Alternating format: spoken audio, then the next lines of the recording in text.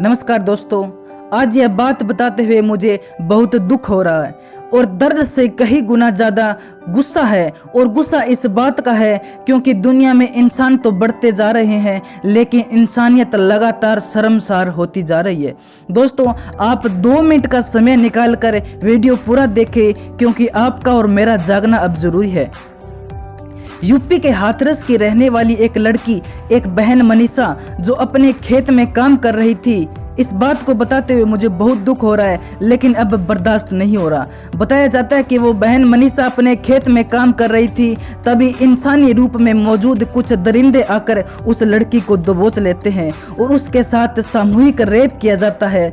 लेकिन वो दरिंदे यहीं तक नहीं रुकने वाले थे।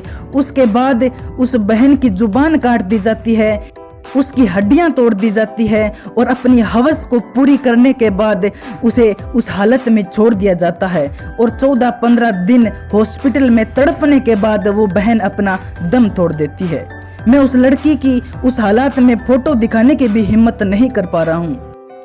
और अगर वो दरिंदे इंसान थे तो मुझे शर्म आती है कि मैंने इंसान के रूप में जन्म लिया। लेकिन मैं एक बात उन सब से पूछना चाहता हूँ कि क्या कसूर था उस लड़की का जिसके साथ ये शर्मनाक घटना घटी। कसूर सिर्फ इतना था कि उसने एक लड़की, एक बहन और एक बेटी के रूप में जन्म लिया था। उसका कसूर सिर्फ इतना ही था दोस्तों। और अब मैं सवाल पूछना चाहता हूँ उन गद्दी पर बैठे कानून निर्माताओं से कि क्यों कोई ऐसा कानून नहीं बनाया जाता। क्यों संविधान के स्वर्ण पन्नों पर सुनहरे अक्षरों में ये नहीं लिखा जाता कि जो हमारे देश की बहन बेटियों के साथ दुष्कर्म करेगा तो उसके साथ भी वही किया जाएगा जो उन्होंने किया है, ताकि वो भी इस दर्द, इस पीड़ा, इस शर्म को महसूस कर सके।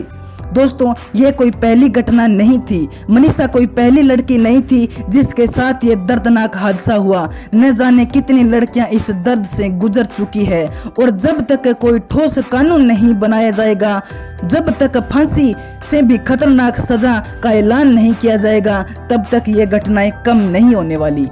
दोस्तों, इन सब बहनों के जस्टिस के इस कदम में मेरा साथ दें और मैं सरकार से आग्रह करता हूं कि जल्द से जल्द उन दरिंदों को कड़ी से कड़ी सजा दी जाए और सजा में केवल एक ही सजाए, मौत। इसके अलावा दोस्तों, आपकी क्या राय है?